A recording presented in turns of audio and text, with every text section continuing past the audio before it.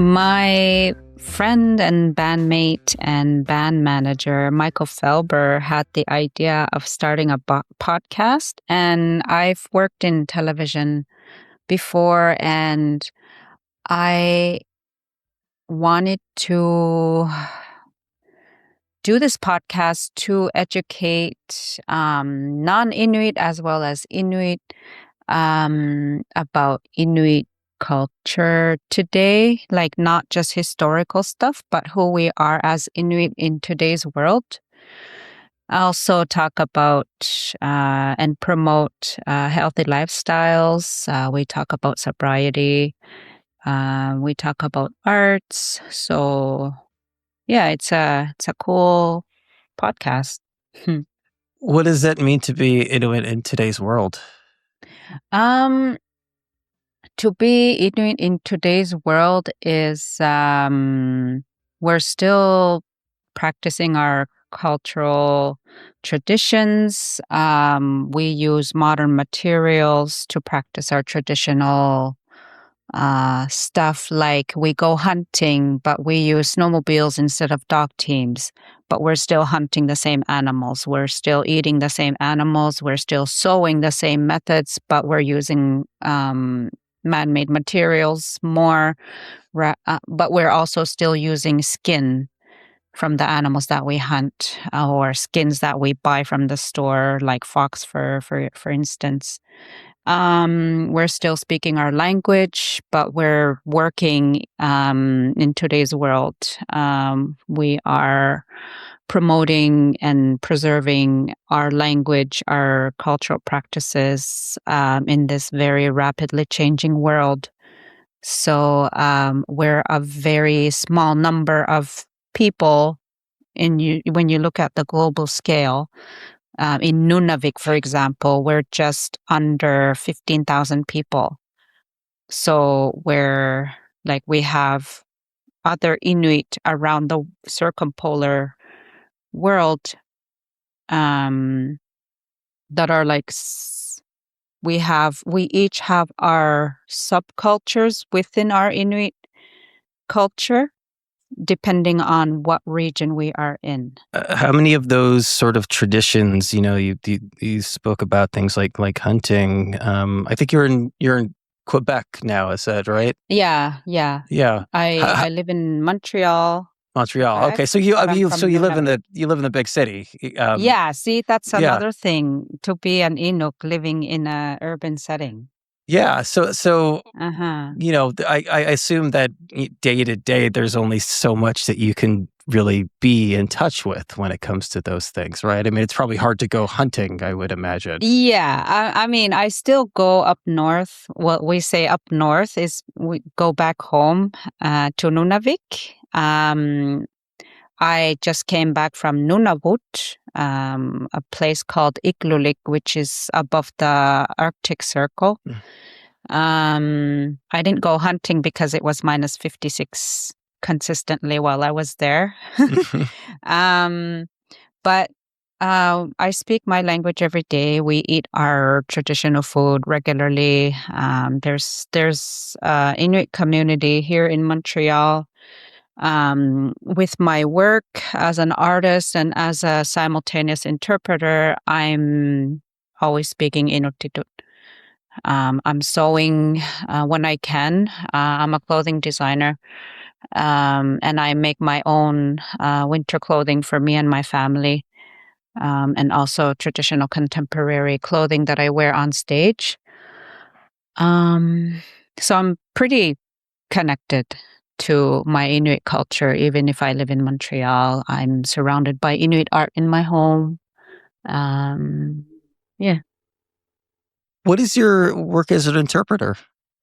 So a simultaneous interpreter is someone who interprets from one language to another. So there's lots of meetings that take place with different organizations, Southern organizations and Inuit organizations, like governmental people with Inuit leaders. So we're as the interpreters, Inuit will prefer to speak in their own language. So I interpret it into English to non-Inuit and vice versa. Obviously, you do a lot of different things. You mentioned the clothing design. We're here because you have this album coming out. You talked a little bit about the podcast before.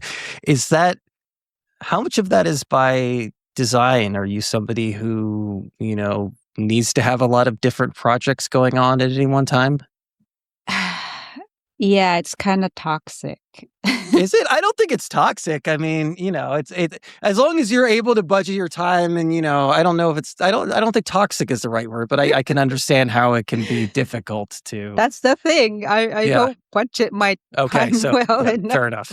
No, I mean, I think I'm very ambitious, so I tend to kind of take on big projects, many big projects, many times.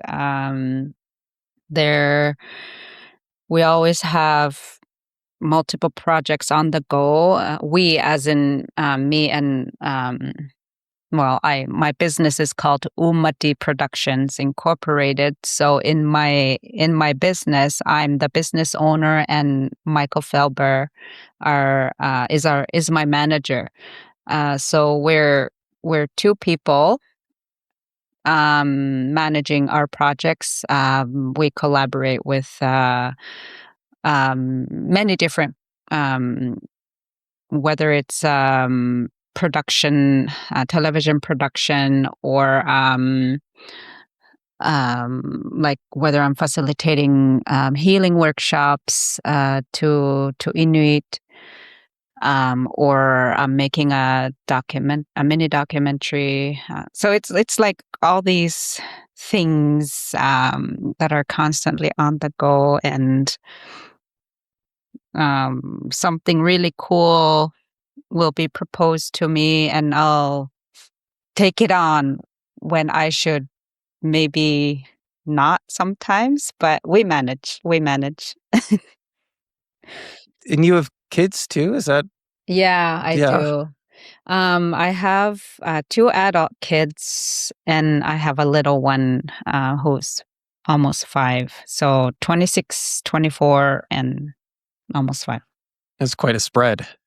Yeah, that's another another. That's another podcast. Yeah, Yeah. it's Do you funny. have kids? I don't. That's another podcast, I guess. Also, it's funny because I mean, you're slipping in there. The documentary. I was looking at. You mentioned fitness. I was looking at the Instagram. Obviously, you've got your workouts on there too. And it sounds like, to a certain extent, somebody will approach you with one of these ideas. Let's take the mini documentary, for example. Somebody approaches you with the idea, and it sounds like your first instinct isn't to say, "Hey, I've never done a documentary before." It's, "Hey, all right, let's do this. Like, how can we do this?" Yeah, I worked in television as a as a producer. For so a you very, do have the like, background. Yeah, like, and it's not because I studied it. What happens a lot with us Inuit is we learn on the job a lot. Education hasn't been in our society more than 100 years. So, like, my mom started going to school when she was 13 years old.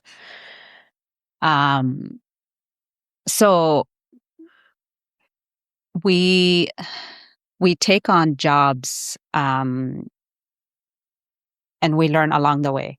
And when I say I work for a television production company, it's I worked for Takamut Nipinga, which is this small television production company for Nunavik, producing 100% Inuktitut television.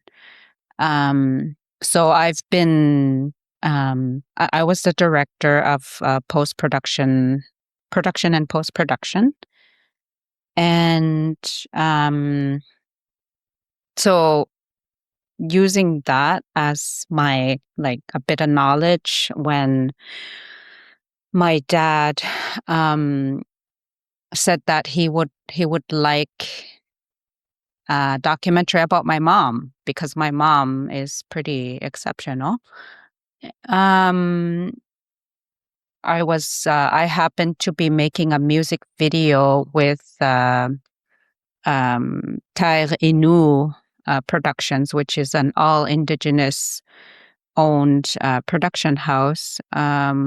We talked about it casually, and they were immediately interested. So that's how we started my mini documentary, through them. So I'm really lucky, like very, very lucky, that these projects are basically thrown at me, and I don't have to I mean, I do make grant proposals, but I feel I'm so lucky that a lot of these opportunities come to me. So, yeah. I'm sure, having been, in and around television production, you've heard the phrase elevator pitch before. Yeah. What is the elevator pitch on your mom as a documentary? The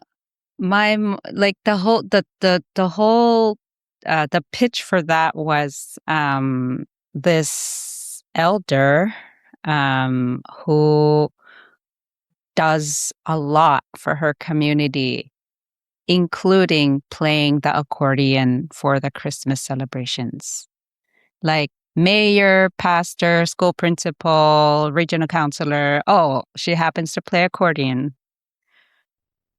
That's fair enough. Yeah. Yeah. Yeah, that's interesting. I was watching a little. It was a bit. I guess it was maybe. I guess it was a mini documentary about you and some of the work you've done. And there was a moment there where you were talking about singing in a Christian church. I think it was in Quebec, and there's this sort of feeling of like, I don't know if payback's the right word, but I appreciated that sentiment of like, okay, we're in here singing like our native songs. Oh yeah, the CBC. Okay, yeah, folk something, folk. Yeah, I know what documentary you're talking about. Yeah. So yeah, that's another part of being Inuk today, is like the decolonizing. The decolonization is part of our work as artists. And throat singing in a church is decolonizing. Yeah, it's interesting. I mean, what is sorry, this is probably not a silly question, but this is a very much like, a question coming from a white man question. But, what does it mean to decolonize, as somebody, again, who lives in like an urban environment such as yourself? Yeah, it's not a silly question at all. So since colonizers came to our lands in the 1800s and even earlier, they started coming in more and more in the early 1900s. Inuit had their own society. We had our own ways of life. And it was like that for thousands of years. And then all of a sudden, these outsiders come and they basically tell us that everything we're doing is wrong. And it was a lot of missionaries that were telling our people that if you don't convert to Christianity, you're going to go to hell. Your songs and stories are demonic. And Inuit were very, very naive and easily influenced. So there was a lot of fear mongering, and people, just like any other oppressed race, started no they went through a lot of trauma, um, from individuals to communal trauma, like the residential schools, that thousands and Yeah. thousands of children went through. And there's a lot of intergenerational trauma that comes from that, because there was a lot of sexual abuse, there was a lot of violence, and scientific research. Yeah, lots of death, like lots of death, and no conviction, no justice. And it was a cultural genocide. People lost their language, their cultural identity. So there's a lot of intergenerational trauma from that. There's the dog slaughters that happened in 1950s to 60s, where the government sent RCMP officers to all the Arctic regions to eliminate 70,000 dogs, um, to make the Inuit sedentary instead of being nomadic, because they wanted to assimilate Inuit. So there's a lot of trauma from that.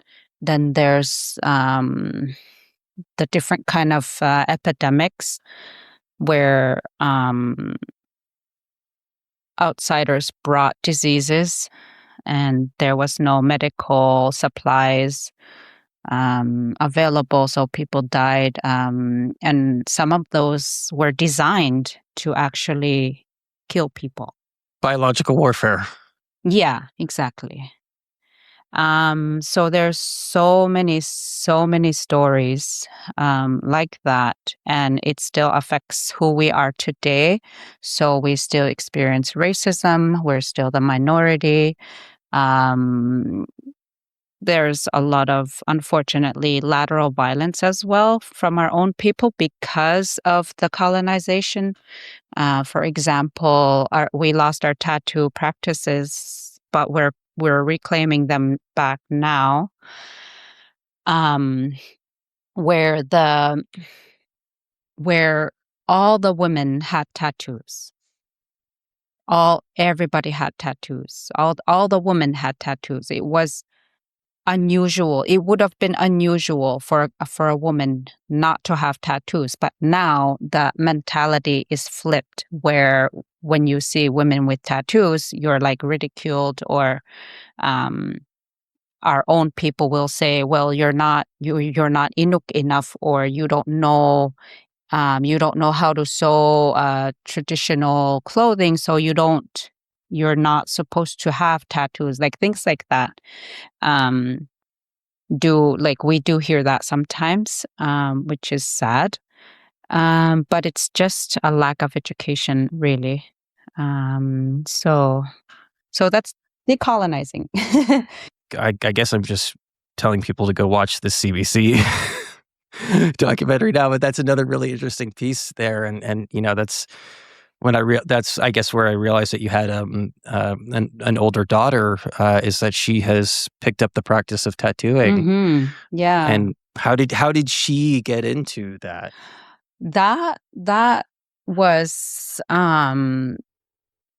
kind of like, it wasn't planned at all. There was a tattoo artist, an Inuk tattoo artist, named Hovak Johnston, Hovak Angela Johnston, who's from the Cambridge Bay Area, that came to the post-secondary school here in Montreal called Nunavik Sivonitsavut, which is kind of like a college preparation program for Inuit. They invited her to do presentations and tattoo people who want to get tattoos. And I invited her to my home to tattoo me. And after our tattoo session, she asked I mean, during our session, she asked my daughter, Aksan, if she would like to try tattooing me. So she did. And at the end of the session, it was like 1 a.m. And Hovak asked Aksanik to help clean up her tattoo stuff. And she had this little Tupperware box, and she just said, "Here, this is your starter kit." And that's how it started. So she's been tattooing, like she's tattooed over 200 Inuit women by now. I think it's been 5 years, almost 6 years. I guess this is probably a conversation for her, but just out of curiosity, I mean, how, she's handed the box, and how does she begin to learn that? Does she apprentice under someone? Yeah, she was apprenticing under Hovak. Okay. Yeah. So she's still like, she was Hovak's apprentice. And like she took online safety, like bloodborne infection safety, things like that. So she does it again, modern materials, but traditional. Yeah. No reason to get an infection. Yeah, because traditionally, what Inuit used were bone needles and soot from our oil lamps, and mixed with seal fats and or urine. So, which is actually very, very sanitary, right? Urine. I mean, I haven't tried it, but yeah, apparently. Apparently, yeah. I wouldn't want to find out for myself, but yeah. Yeah.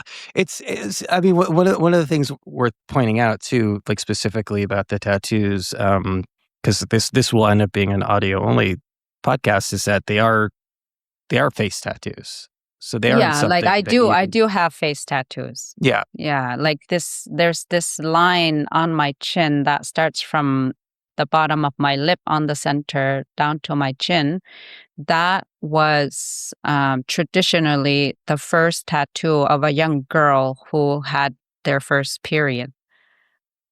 And then they would add lines when she got married, when she got children.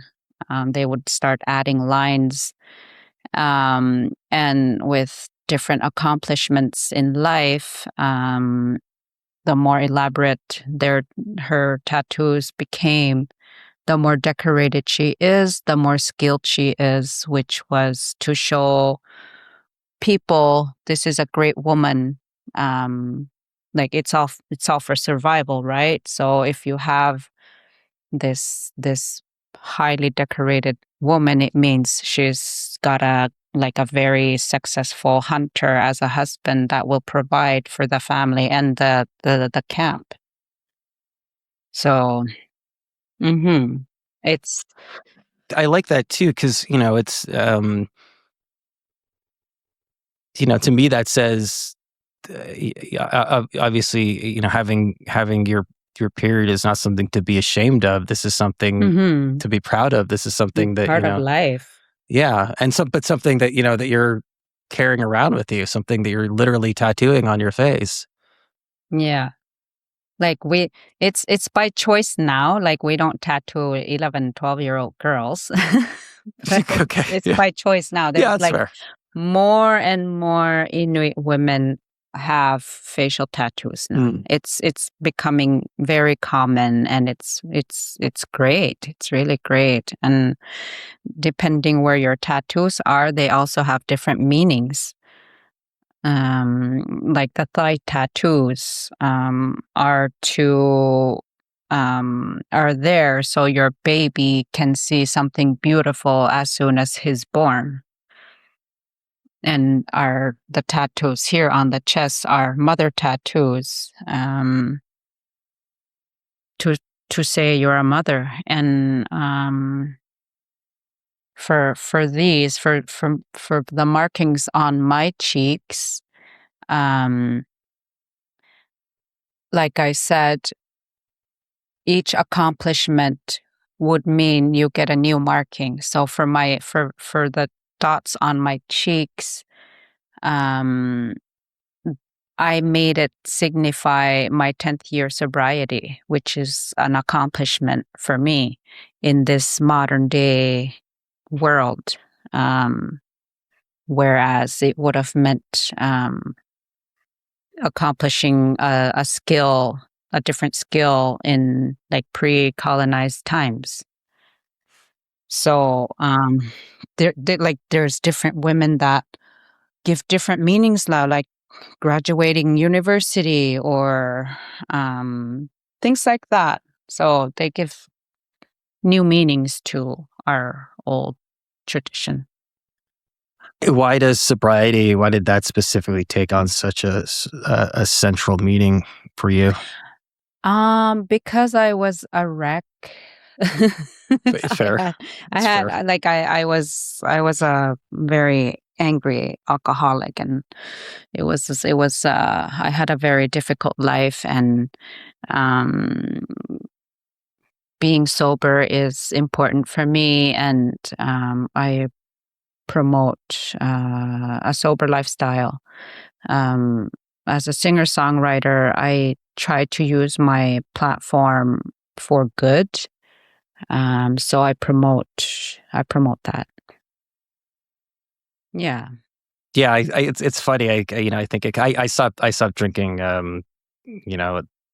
don't know how many years ago, and I think maybe to a certain extent that is possibly part of why we end up taking on a lot of things. We just need somewhere to put a lot of that energy. Yeah. Yeah. That's true. Yeah. As far as singing, I mean, is that something that has been a part of your life for as long as you can remember? Yeah.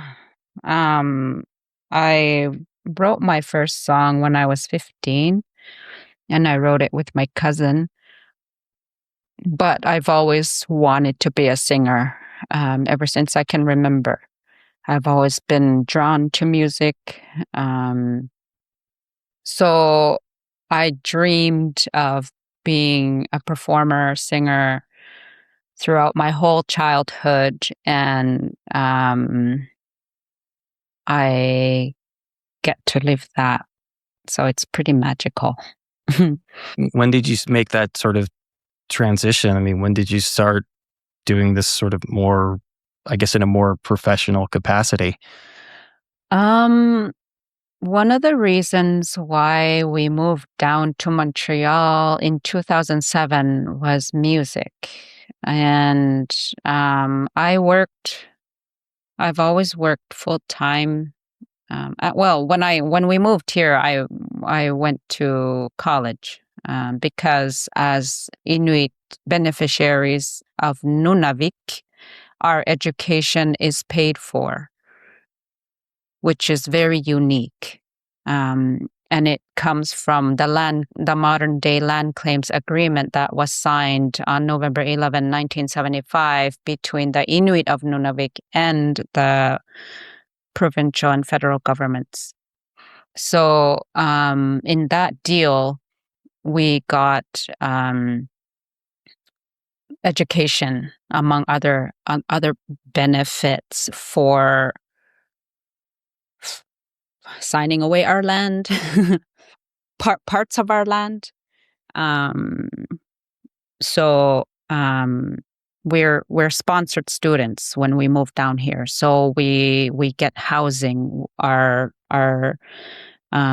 school fees, our tuitions are paid for, our transport is paid for, if we have children, childcare is paid for. So that's why I moved down here. I was married at the time, and my kids were little. And music, we started having more music opportunities since then, but it was always still like a side thing. And after I divorced, that's when I started focusing more on my music in 2012. That's where I really became the Beatrice Deer band.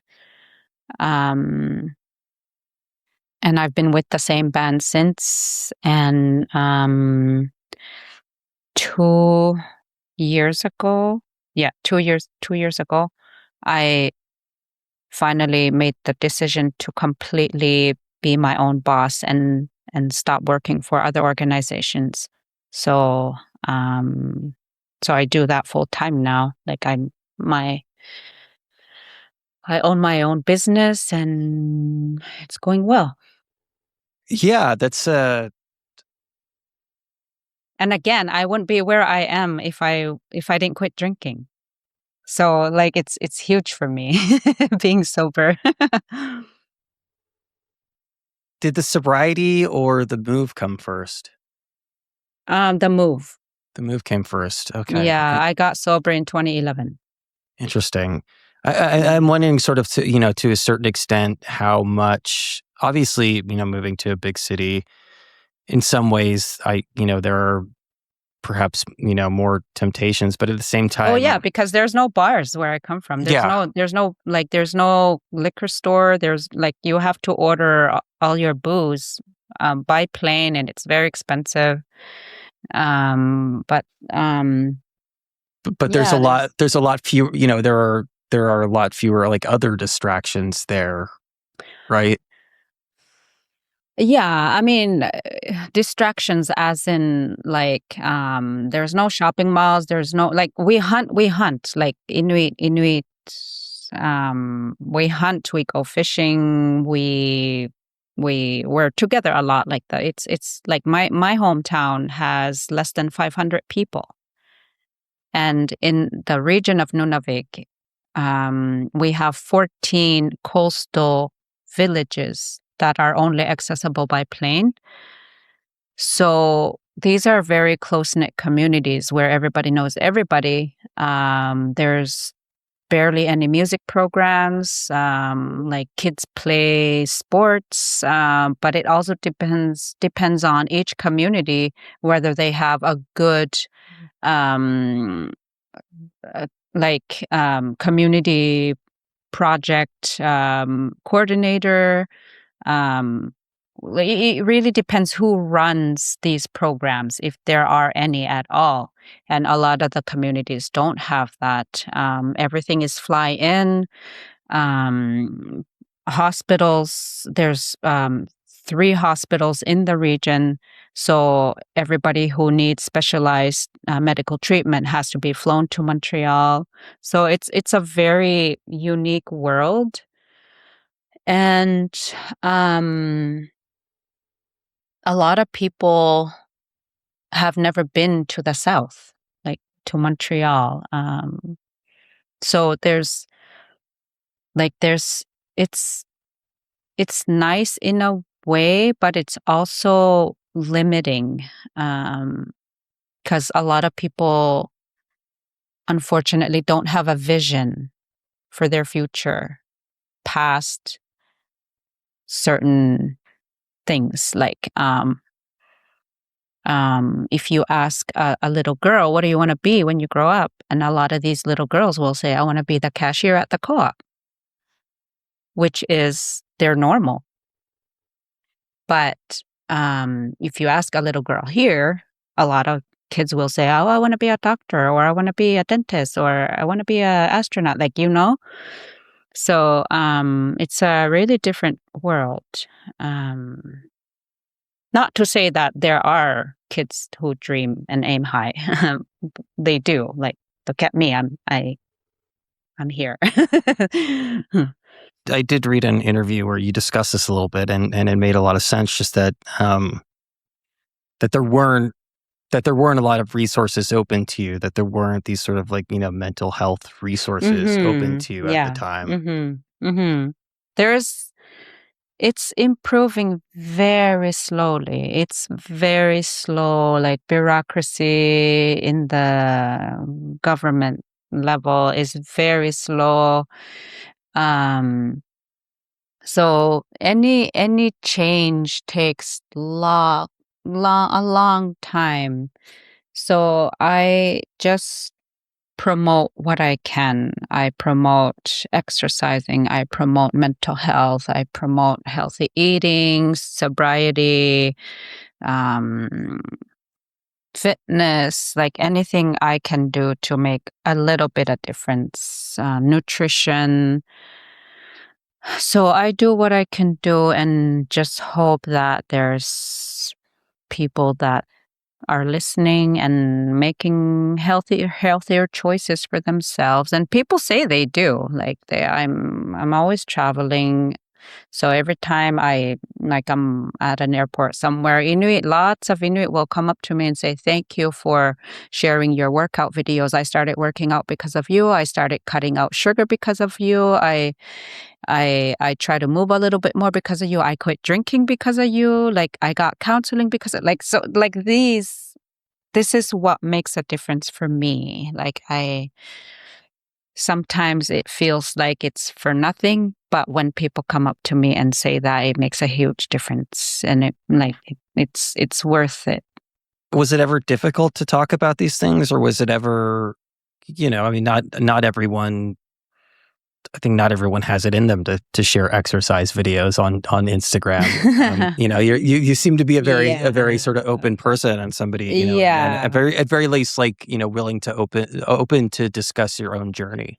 Yeah, and that's because like I was I used to not know how to eat healthy.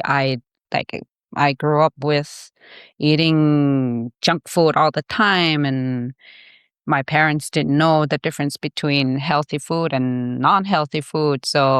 Um so I learned along the way. Like when I got sober, I switched. I needed to have something to do. I needed to learn how to cope in a healthy way, and because my coping skills were just self-destructive, so I had to change my coping mechanism to something healthy. So I've been learning all the time, and so I just use my platform. Like I know it's the Beatrice Deer Band Facebook page, which is supposed to be about music, but I know so many Inuit are on social media. So if I can just squeeze in a little bit of influence, a healthy influence, that's what matters to me. Yeah. I'm curious, as far as sort of your own journey and your own, I guess to a certain extent, your own mental health. What role music has played, especially as we're looking at this album, as we're recording this, it's going to come out, I guess, in about a week or so, where you're telling these not necessarily personal stories, but so deeply emotional stories. Some fables and some based in facts, but all with really sort of deep feelings tied to them. Yeah. I find this upcoming album is the least personal I've ever made. Because my other albums are like very personal. It's all about like what I've experienced, and whether if it's past, present, or what I want to be in the future. Um, so this one is completely different. I wrote each song about a specific story or a legend. Some of them are personal, like Epidemic, for example, is about my grandmother and her baby, and the others that died from German measles in 1953. That's a personal story that touches my family. And So obviously has some modern day parallels to. Yeah. Yeah. Like I realized that I never grieved her. And then I did when I was writing that song. Like, I didn't realize that um, I could grieve someone that I've never met, because she died when my mother was almost 5 years old. And, um, but when I was researching the event, like, it's a really, really tragic and sad story. Like, the anguish and the whole thing. Like, 12 people died in a matter of 3 weeks, in a tiny camp. And like, my grandmother had children. Like, my mom was almost 5. Like, my baby's almost 5. And she died with her 3-month-old baby, and they were both buried in the same coffin only after a few weeks, because everybody was so sick. So they had to stack the bodies in the igloo's porch to wait for everybody to recover, to be strong enough to have burials. So just imagining the despair, and yeah, it's sad. And so, like, for the other songs, like, they're fascinating stories. There's stories of transformation. There's stories of murder, and, like, imagining the mental state that these people were in, like, was interesting for me, because, like, I write normally about my mental state, how I'm feeling, my emotions, and then writing a song, trying to imagine what the person was experiencing, was thinking.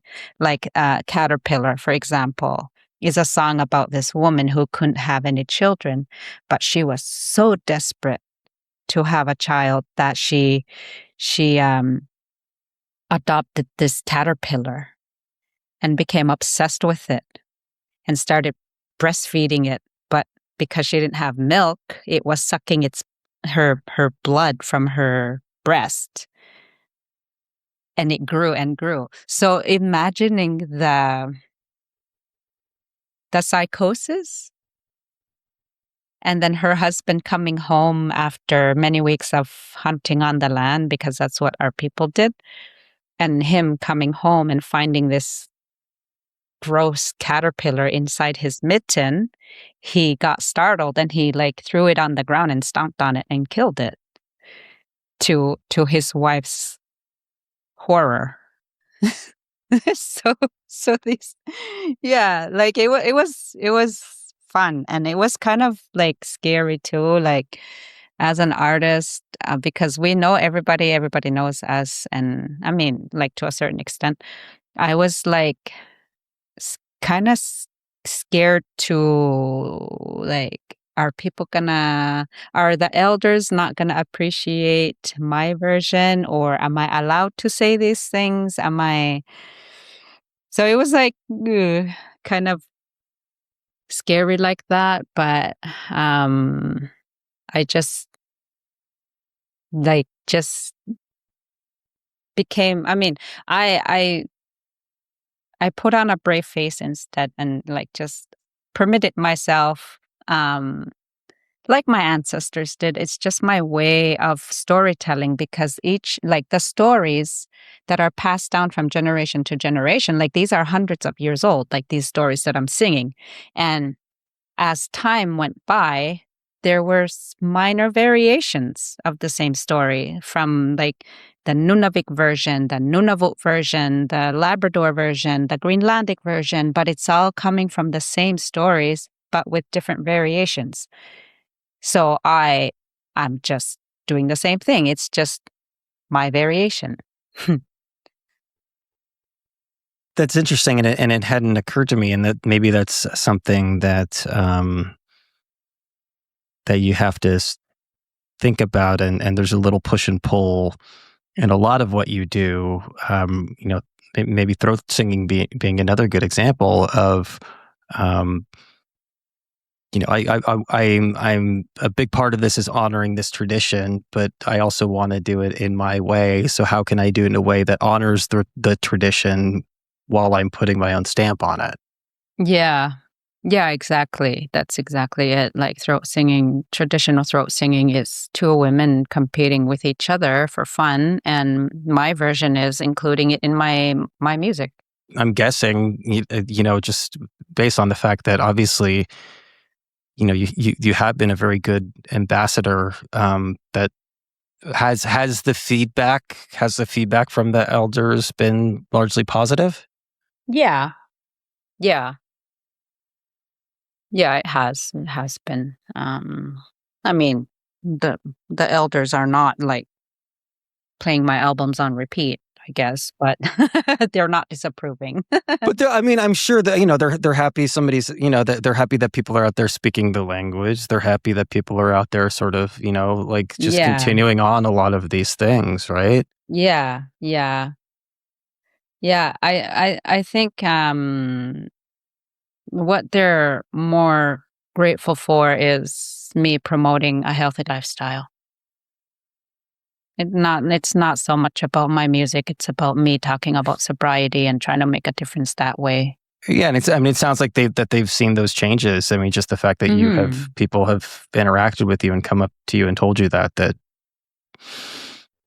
yeah, Mhm. that's great. That's I mean, what honestly, it's nice. It's just nice when people come up to you and tell you that they like a song, and but you can't really beat it when somebody tells you you've actually like positively impacted their life. Yeah, yeah, yeah. It's always special. Like it's like lots of people come up to me and say like your song "Nalligibagit," which means "I love you," was our wedding song, or Hmm. it saved me from taking my own life, Wow. or things like that. So um, yeah, so I don't take this calling lightly. Although sometimes I just want to like throw in the towel and be like, forget you guys. Bye. When I get like online bullies. Yeah, I think you're still entitled to take a week off from time to time. Yeah, yeah. Which I give myself as my own boss. Yeah.